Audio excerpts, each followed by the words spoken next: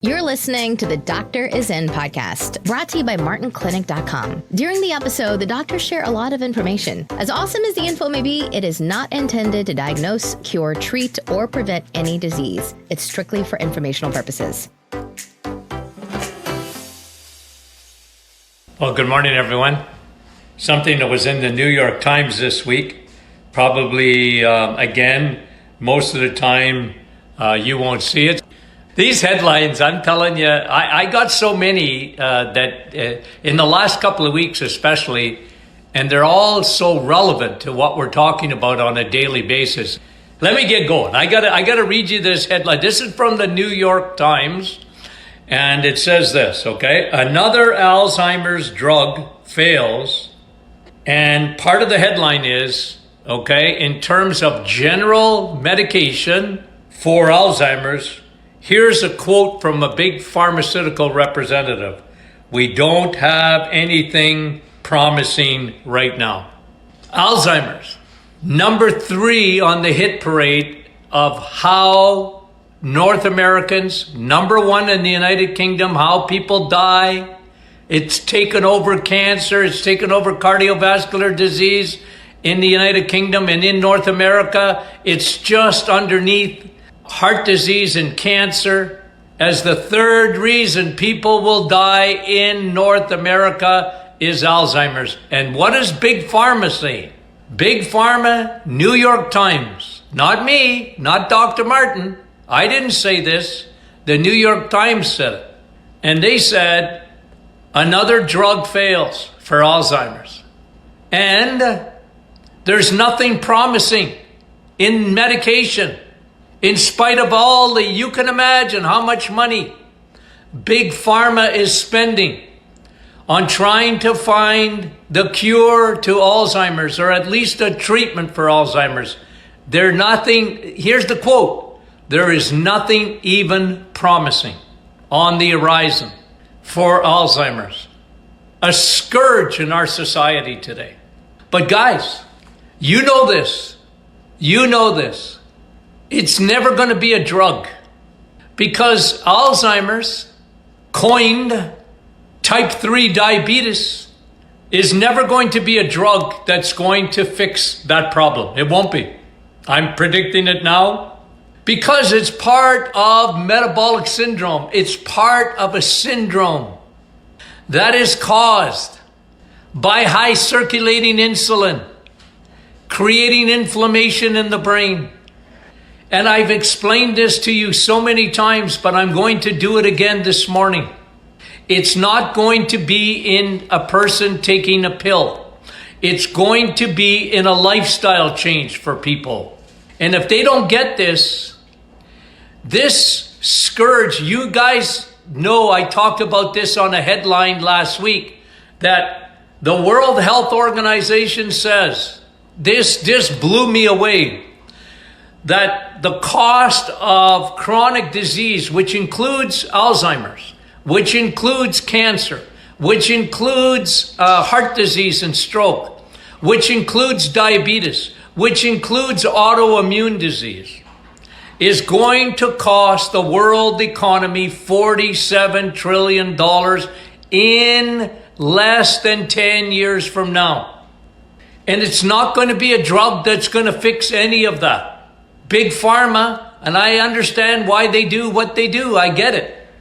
Of course they want to be in on Alzheimer's. It's a scourge in our society today. Of course they're looking.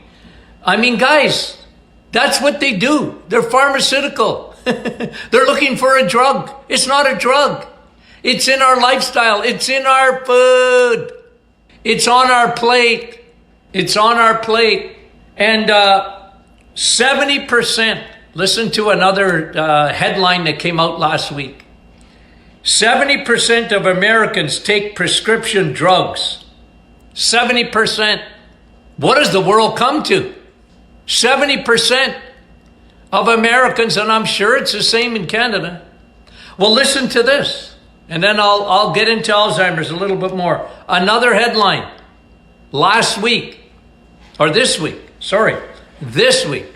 Headline, statin. What is statins? Cholesterol lowering medication. Statin hysteria. Almost half of the people in the U.S.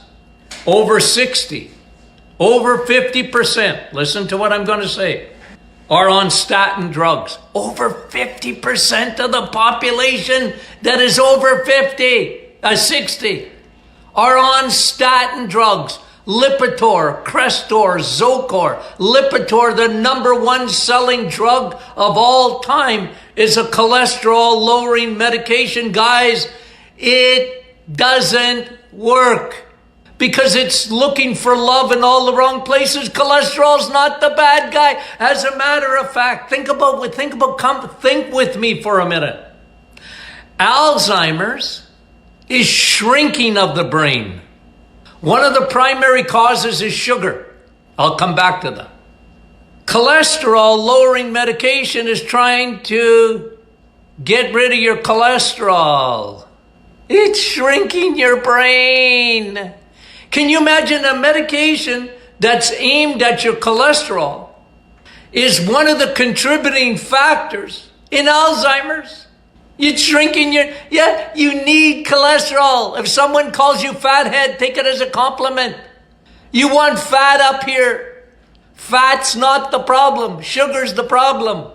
They're looking for love in all the wrong places. They're not looking at the right thing. They're looking at amyloid plaque for Alzheimer's. Okay? I learned that years and years and years ago. What are they looking for? Because they see something consistent in Alzheimer's. It's amyloid plaque. But why do you get amyloid plaque? Why does the microcirculation in your brain deteriorate? Amyloid plaque. Why? Sugar. Sugar. It's not fat. It's sugar. Oh, Dr. Martin, I don't have too much butter or I don't have coconut oil. Coconut oil can't be good for me. Look at how much fat there is in it. Yes, it is good for you. It's good for your brain. Butter is good for your brain. So is cheese, eggs, meat, and cheese. You want to fix, because guys, that's what I'm doing with the reset. What am I aiming at? Changing metabolic syndrome. What's metabolic syndrome? You don't have enough good cholesterol. You don't have enough HDL.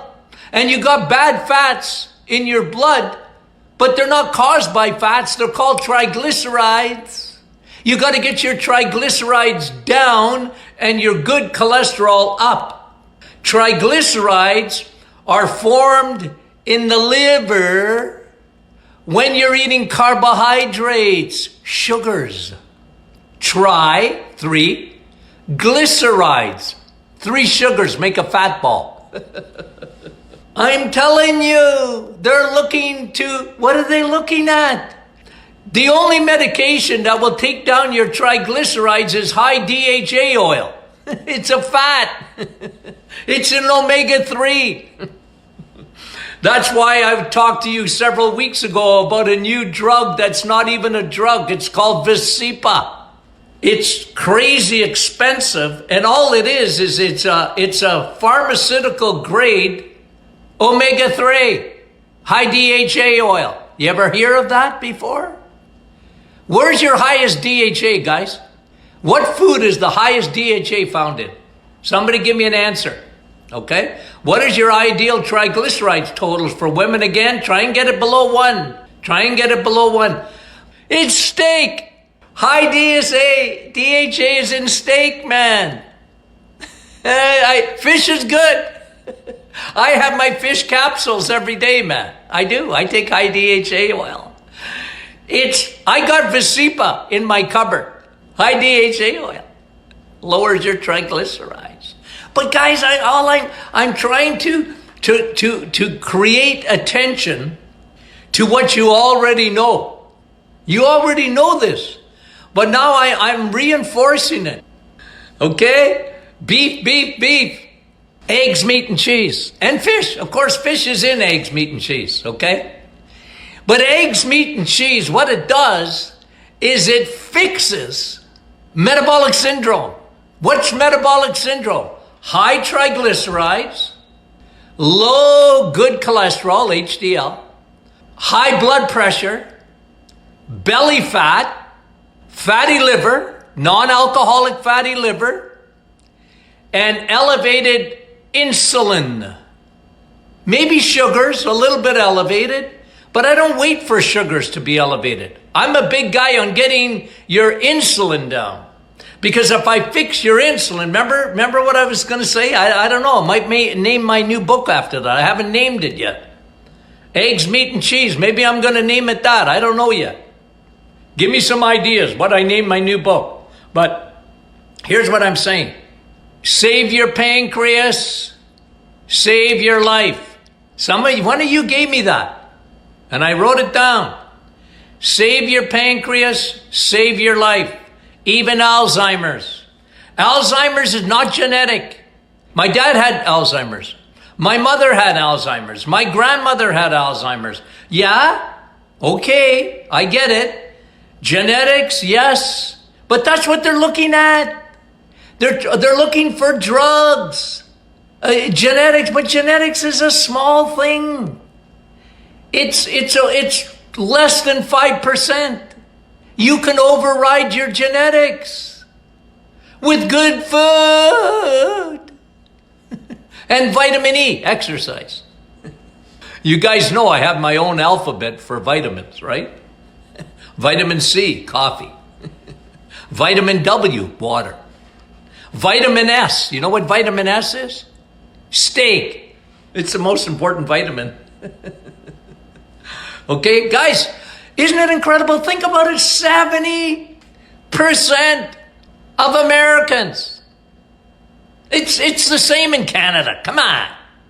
70% of Americans are on prescription medications. Now, is Dr. Martin against prescription medications? No, I'm not against it. You need a drug? Take a drug. I'm not telling you not to take drugs, so don't come after me. What I'm telling you is that is a crazy number. 70%, half the population over 60. Statistics that came out just this week that your Dr. Martin always looks for, okay? I save these things for you guys because you won't hear it in the media. You know, New York Times came out with the story about Alzheimer's, but I bet you didn't read it, right? I bet you didn't read that anywhere unless you got, in the back pages of the New York Times. But I'm on the lookout for you, okay? And my wife says I only look for good studies, especially when it comes to coffee. Well, you're right. Because I love coffee. And too bad, so sad, you're never going to hear one thing negative come out of my mouth about coffee, okay? So don't wait around. It's not going to happen. But you must remember, in the days of the 1980s and the 1970s, when they said coffee was no good for you and that coffee was acidic and don't drink coffee and get off that, a lot of gurus, even today, will tell you, you want to do a detox or whatever, get off coffee. Nonsense. Absolute patent nonsense. Okay? So the key is metabolic syndrome. Okay? I want to read you another thing. Okay? Here's another study that came out this week. Okay? And it's talking about obesity. Now listen, guys, follow me on this for a second. Okay? But what is the best fish oil in Canada? Dr. Martin's high DHA oil. It's Visipa, which they are coming out now with a drug approved by Health Canada, approved by the FDA, comes out of Ireland. It's a fish oil, but a very, very specific one. And they charge $380 US a month to be on it. But if you were to get a prescription, let's say you went to your doctor and you have a drug plan. There's one medication I would tell you, if you can get a drug plan to cover you, take Visipa. Because it's just fish oil. on steroids, like high DHA, okay? Okay, I have it. I took it this morning. My high DHA oil. It's good for your heart. It's good especially to protect your brain. Proven, and it lowers your triglycerides, but you can lower your triglycerides, do the reset for 4 weeks. I had a guy yesterday, I got his blood work. It's going to be part of my new book. In December 2019, he did his blood work, and his triglycerides were 5.5 or what, 5.5. That is a heart attack waiting to happen. A stroke waiting to happen. One of the highest numbers I've ever seen in triglycerides. 5 something. In the United States, 550 or whatever it was. Listen to this. 4 weeks of the reset. February 10th. I got his blood work from February 10th. His triglycerides were down to 1.5 something. 150 from 500 and something, or 5 in Canada we 5 point, but in the United States it's 500 and something too. Can you believe it? In 4 weeks of doing the reset, eggs, meat, and cheese, it fixes metabolic syndrome. Why does it do that? Because it cleans your liver out. And now you're not going to be producing triglycerides. Triglycerides are from carbohydrates, crappy carbs and sugars. Your liver is a suitcase. When the suitcase is full, it empties out that fat into your bloodstream as triglycerides. Plus, the HDL goes up. What is HDL? Good cholesterol. So I know, guys. I get every day you send me your blood work. Okay, I get it. You send me your blood work. I'm happy to look at it. Doc, my doctor wants me to put me on cholesterol medication. Well, I'm only looking at 2 numbers. I want to know what your triglycerides are, and I want to know what your HDL is. All the other stuff, total cholesterol, LDL, and blah, blah, blah. I don't care. It doesn't register with me, guys, because it doesn't mean anything. In biochemistry, who cares what your LDL is? It don't matter. The only thing that cholesterol-lowering medication affects is your LDL, but it don't matter. So you have low LDL. What does that do for you? Nothing. You're decreasing your fat. You're getting rid of cholesterol. Your body don't even trust you to make enough cholesterol. 15% comes from food, 85% comes out of your liver. Why is that? And you're not going to produce enough good cholesterol if your liver is all gummed up with glycogen, stored fat from sugars. You get it? Doc, you're so simple. Somebody said this to me yesterday. Doc, you're so simplistic. Hey, I'm a simple guy. I'm a simple guy. Why complicate stuff? Medicine is complicated because medicine wanted it to be complicated. That's why everything is in Latin. I hated Latin in high school. We were the only high school in my hometown that taught Latin, because I was taught by the nuns, and they said I needed Latin to get into any kind of medical school or health school or whatever. I didn't need it at all. Because you still got to memorize those names anyway, whether you know Latin or not. How about your quadriceps longorum? What does that mean? Who cares, right? Like, so all I'm telling you guys, it's not that complicated. This is the stuff you can control with your food. This is the stuff. Do you stop drinking coffee after a certain time? Well, I switched to decaf at night, because when you turn my age, you better not have a straight up coffee. Or, some people get away with it. I used to tease my next door neighbor because I can have a coffee but 5 minutes before I go to bed. I said, oh yeah, wait till you hit 50. I used to be able to drink coffee right before going to bed too, till I think the day I hit my 50th birthday, and then doink, I was up all night. Then I realized I needed decaf. And decaf is good for you. Get a Swiss water decaffeinated coffee. Swiss water means it's just naturally, the caffeine has been taken out of it in a natural process, a water filtering process. Okay, you can look for that. Okay, so I know, my husband's cardiologist says he needs to be on cholesterol medication because of an artificial valve. I'm not going to argue with the cardiologist, okay? I'm not going to argue. No, because I'm going to get into trouble. I'm speaking in generalities, okay? In generalities. Because every individual, like I told you, I'm not telling you not to take it. I'm just giving you the truth. And I'm telling you, one of the biggest links to Alzheimer's is sugar, 100%, because they call it type 3 diabetes, and a low-fat diet. And when you're a low-fat diet, which is absolute stupidity, and when you're taking a cholesterol-lowering medication, you are on a low-fat pill because it's taking out your cholesterol out of your body. Good, bad, and ugly. Yeah. So that's why, guys. Guys, I didn't just pick eggs, meat, and cheese for no reason. No. There was a reason to my madness. You know? Doc, what do you mean? I can't have any vegetables? No, none. Not for 4 weeks. Not if you want to get your triglycerides down. I don't want no carbs. Zero. Nada. Doc, what if I'm a vegetarian or vegan? Well, this ain't for you.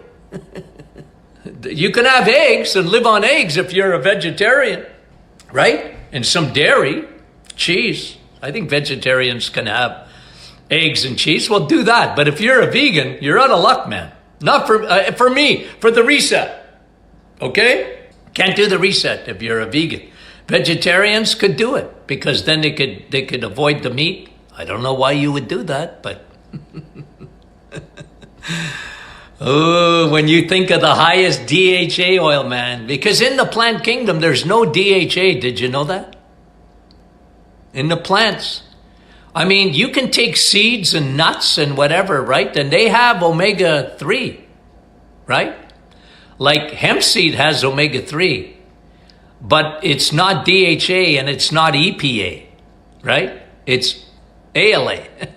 Or it doesn't mean it's bad. I didn't say that. All I'm saying is your brain doesn't need ALA. You know what it needs? It needs DHA. A little bit of EPA, but DHA is the better. For your brain. For inflammation. To lower all your markers of inflammation. So that's just me, see? Guys, I'm just giving you science. That's science. So Alzheimer's is part of metabolic syndrome. It's a result of high levels of triglycerides, high insulin especially, and that's what's affecting your brain because, and let me just teach this to you again because repetition.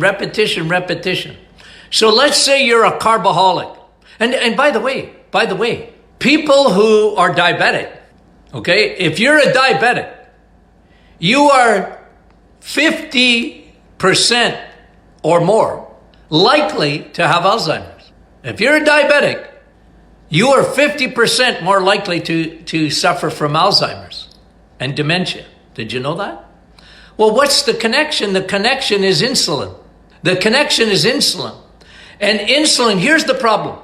You've been a carboholic for quite a while. You like your sugar. You like, Dr. Martin, I got to have my chocolate, you know?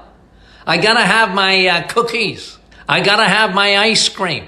I like it. I like to have my soda. Yeah, I know you do. I like to drink milk. White Pepsi. Stop. Well, because you're creating an enormous amount of insulin. Remember what insulin does. Insulin says to sugar that you create any carb.